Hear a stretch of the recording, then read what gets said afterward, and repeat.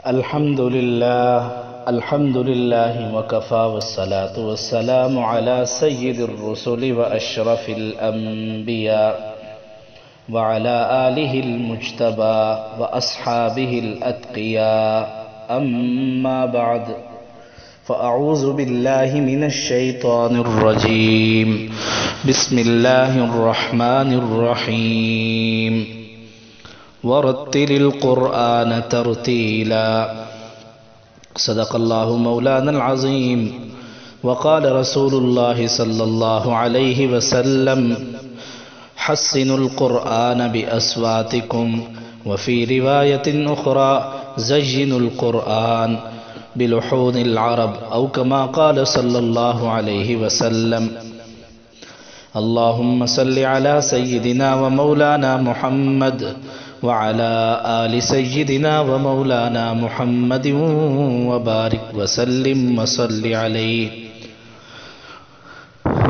میری معزز اور قابل احترام طالبات، تجوید القرآن کورس کی ایک ایک طالبہ ہمارے لیے قابل عزت اور قابل فخر ہے، اس لیے کہ انہوں نے ہمارے اوپر احسان کیا اور ہمیں دین کی خدمت کرنے کا موقع دیا۔ معزز طالبات، جامعہ فاطمۃ الزہرا للبنات چنیوٹ یہ ایک ادارہ ہی نہیں بلکہ یہ ایک تحریک ہے اور یہ پورا ایک انجمن ہے۔ اس ادارے کے منتظمین ہمیشہ یہ کوشاں رہے کہ کس طرح ہماری خواتین، مائیں، بہنیں اور بیٹیوں کے اندر دین کامل آ جائے، کیونکہ ایک خاتون خانہ ہی ایسی شخصیت ہے اور ایک اثاثہ ہے کہ جو اگر خاتون درست ہو گئی، خاتون کی تربیت ہو گئی، ایک عورت کی تربیت ہو گئی، تو سمجھو کہ ایک پورا خاندان جو ہے وہ تربیت یافتہ ہو جائے گا، کیونکہ بچوں کی تربیت میں ماں کے کردار کا بڑا ہاتھ ہوتا ہے۔ بہرحال اللہ تعالیٰ آپ کو اور ہمیں اس کام پر استقامت نصیب فرمائے اور ہمیں اخلاص کی دولت سے مالا مال فرمائے کہ اللہ جل شانہ ہمیں یہ کورس پڑھنے اور پڑھانے میں جو ہے جتنے بھی مشکلات ہیں ان سب کو حل فرمائے، اور اللہ ہم سب کا حامی و ناصر ہو اور غلطی کوتاہیوں کو اللہ تعالیٰ معاف فرمائے۔ ہم سب کی نیت یہ ہے کہ ہم قرآن پاک سیکھیں، کم از کم اتنا قرآن پاک ہمیں سیکھنا ضروری ہے جس سے ہماری نماز درست ہو جائے۔ آج 27 رجب ہے تو شب معراج بھی گزری، تو معراج والی رات حضور صلی اللہ علیہ وسلم ایک جگہ سے گزرے تو حضور نے دیکھا کہ کچھ لوگ ایسے ہیں جن کے سر کچلے جا رہے تھے، پتھر ان کے سر پر پڑتا اور سر کچل دیا جاتا۔ تو حضور صلی اللہ علیہ وسلم نے فرمایا کہ یہ کون لوگ ہیں؟ تو جبرائیل امین علیہ السلام نے فرمایا کہ یہ وہ لوگ ہیں جو فرض نماز میں کوتاہی کرتے ہیں، معاذ اللہ، استغفر اللہ، اللہ ہم سب کی حفاظت فرمائے۔ تو فرض نماز کو مکمل کرنے کے لیے جہاں دوسری چیزوں کا سیکھنا ضروری ہے، وہاں پہ نماز میں قرات کی بھی بڑی اہمیت ہے، کیونکہ نماز کا ایک اہم ترین رکن جو ہے وہ قرآن پاک پڑھنا، قرات کرنا ہے۔ قرآن مجید کو تجوید سے پڑھنا فرض عین ہے۔ فرض عین یعنی جس طرح روزہ رکھنا، حج کرنا، زکوٰۃ دینا اور قربانی کرنا، یہ سب فرض عین ہے۔ تو اس وقت تک نماز مکمل نہیں ہو سکتی جب تک نماز میں پڑھا جانے والا قرآن مجید درست اور صحیح نہ ہو۔ اس لیے ہر شخص کے لیے ضروری ہے کہ جتنا قرآن مجید نماز میں پڑھنا ہے اس کو تجوید کے ساتھ ضرور پڑھے، ہر حرف کو اس کے مخرج سے اور اس کی تمام تر صفات کے ساتھ ادا کرے۔ لہذا انسان کو چاہیے، خواہ وہ مرد ہو یا عورت، چھوٹا ہو یا بڑا، کسی اچھے قاری صاحب سے پوری نماز اور نماز کے اندر پڑھے جانے والے جتنے بھی کلمات کو صحیح تجوید کے ساتھ پڑھنا سیکھ لے اور تسلی کر لے کہ وہ جو کچھ پڑھ رہا ہے وہ درست اور صحیح ہے۔ وجہ یہ ہوتی ہے کہ عربی زبان بہت نازک ہے، ذرا سا حرف بدلنے سے معنی تبدیل ہو جاتے ہیں۔ آپ دیکھیں، دو ایک جیسے دو ہم آواز لفظوں میں فرق کرنا بہت ضروری ہے۔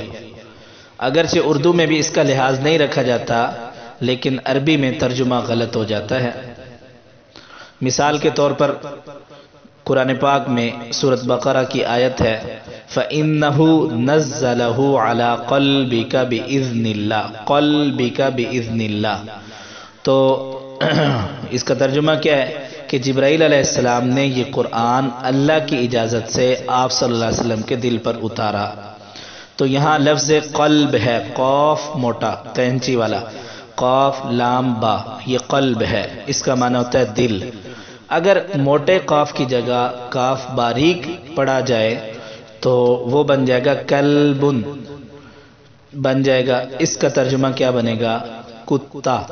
تو معاذ اللہ علیہ باللہ، اب خود سوچیں کہ کتنا غلط ترجمہ ہو چکا ہے۔ آپ اس مثال کو مزید سمجھیں، الحمدللہ رب العالمین، یہ ہم ہر روزانہ نماز کے اندر پڑھتے ہیں۔ اس کا الحمد کا معنی ہے ساری تعریفیں اللہ کے لیے ہیں جو سارے جہانوں کا پالنے والا ہے۔ تو یہاں الحمد کا ترجمہ خوبی ہے، تعریف ہے۔ اب اگر کسی نے ہا کی جگہ ہا پڑھ دیا، بلکہ اکثر پڑھ دیتے ہیں اور ہا کی جگہ خا بھی پڑھتے ہیں، تو الحمدللہ اور الحمدللہ پڑھتے ہیں، الحمد بن گیا۔ اب اس کا ترجمہ حمد یحمد کا معنی ہوتا ہے کسی چیز کا بجھ جانا، مٹ جانا۔ جس طرح آگ جل رہی ہو، اس کے اوپر پانی ڈال دیا جائے تو وہ آگ بجھ جاتی ہے، ختم ہو جاتی ہے، بھسم ہو جاتی ہے۔ تو ایسے ہی اس الحمد کا معنی اب ترجمہ کریں تو خود سوچیں کہ کتنا غلط ترجمہ ہوگا، اللہ کی تعریف کے بجائے اللہ کی گستاخی لازم آئے گی۔ اسی طرح حضور انور صلی اللہ علیہ وسلم کا نام اسم گرامی ہے محمد صلی اللہ علیہ وسلم۔ اس کا ترجمہ ہے وہ ہستی، وہ شخصیت جس کی مسلسل تعریف کی جائے، ہر وقت تعریف کی جائے۔ اب اگر کسی نے ہا کی جگہ ہا پڑھ دیا محمد، تو ابھی آپ پیچھے الحمد پڑھ کے آئے ہیں، محمد کا معنی ہو گیا وہ چیز جس کو بجھا دیا گیا ہو، جس کو ختم کر دیا گیا ہو، معاذ اللہ استغفر اللہ۔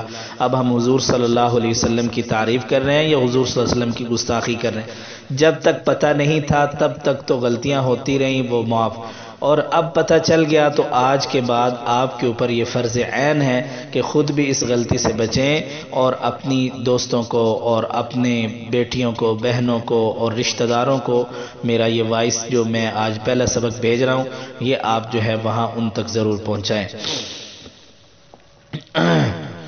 تاکہ ہو سکتا ہے کوئی بھی ہمارے یہ بات سن کر اس کے دل میں یہ بات آئے کہ کیوں نہ میں بھی تھوڑے سے وقت میں، اور کوئی اتنا پیسہ بھی نہیں خرچ ہو رہا، 500 روپے تو آج اگر کوئی ایک مہمان آ جائے تو وہ دیکھتے ہی دیکھتے 500 لگ جاتا ہے۔ یہ 500 اس لیے لیا جاتا ہے کہ ایک تو پڑھنے کی اہمیت باقی رہے، کیونکہ جو چیز پیسے دے کر پڑھی جاتی ہے تو اس کی اہمیت زیادہ ہوتی ہے، اور دوسری بات یہ ہے کہ ادارے کے اخراجات ہوتے ہیں تو وہ اخراجات جو ہیں اس سے پورے کیے جاتے ہیں۔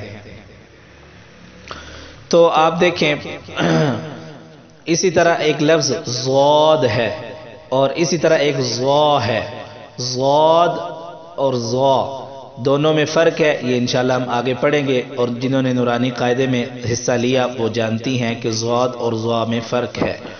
تو اب دیکھیں، ضالن، ضاد کے ساتھ ضاد الف لام، ضالن اس کا معنی ہوتا ہے گمراہ، اور ضالن ضا کے ساتھ اس کا معنی ہوتا ہے ذل، سایہ۔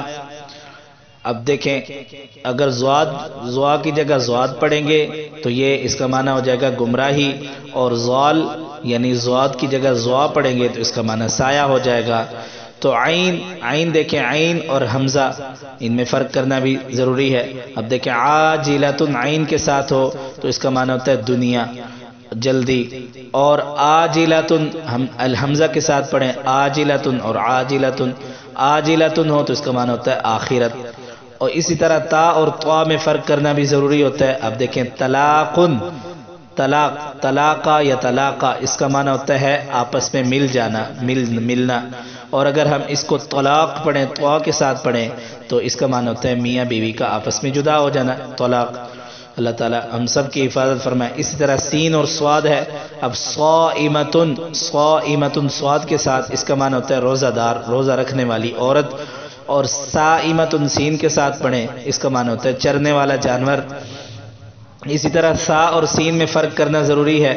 ثمین سا کے ساتھ، ثمین اس کا معنی ہوتا ہے قیمتی چیز، اور سمین سین کے ساتھ پڑھا جائے تو اس کا معنی ہے موٹی چیز، موٹاپا۔ تو ذال اور زا میں بھی فرق کرنا ضروری ہے۔ آپ دیکھیں مذلتن ذال کے ساتھ تو اس کا معنی ہے ذلیل ہونا، اور مذلتن اس کا معنی ہوتا ہے پھسل کر گر جانا۔ اور بھی بہت ساری مثالیں میں آپ کو دے سکتا ہوں۔ تو یہ تو ہوئی، انشاءاللہ آگے ہمارا دوسرا سبق آئے گا کہ کون کون سی غلطی ہے جس سے نماز ٹوٹ جاتی ہے، اور کون کون سی غلطی ہے جس سے نماز نہیں ٹوٹتی۔ یہ ہمیں سب کچھ جاننا ضروری ہے۔ اب جو شخص یہ کوشش نہیں کرے گا اور غلط پڑھتا رہے گا وہ گناہگار بھی ہوگا اور اس کی نماز بھی مکمل نہیں کہلائی جائے گی۔ بعض مرتبہ ایسی غلطی ہو جاتی ہے جس سے بالکل معنی تبدیل ہو جاتا ہے تو وہ نماز ٹوٹ جاتی ہے، ختم ہو جاتی ہے۔ لہٰذا نمازی بندے کے لیے ضروری ہے کہ وہ اپنے تلفظات، اپنی قرات، اپنی تجوید جو ہے وہ ٹھیک کرے، صحیح عربی الفاظ ادا کرے، ورنہ ساری محنت ضائع ہوگی اور آخرت کی میں جو ہے وہ سخت جو ہے پکڑ کا ذریعہ بنے گا۔ تو اس لیے ہمارے اس سبق میں، اس کورس میں جو ہے وہ تجوید کا بیان ہے۔ تجوید اس کا معنی ہوتا ہے کسی چیز کا عمدہ ہونا۔ جیسے ہم کہتے ہیں نا یہ چیز مجود ہے، یا اسی طرح ہماری زبان میں بولا جاتا ہے جدید، نئی چیز، وہ تو نئی چیز ہوتی ہے نا جدید۔ اور عمدہ یعنی تجوید کا معنی کیا ہوتا ہے؟ عمدگی، عمدہ چیز۔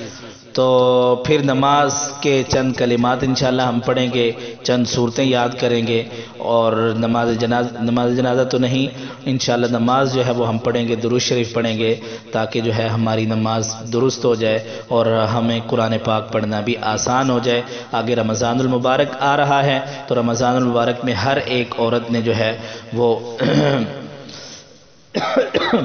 قرآن پڑھنا ہے، تو انشاءاللہ جو ہے ہم ضرور یہ یاد یعنی پڑھیں گے تاکہ ہمیں فائدہ ہو جائے۔ آج کا سبق یہی ہے انشاءاللہ، اور کل سے انشاءاللہ باقاعدہ آپ کی کلاس ہوگی۔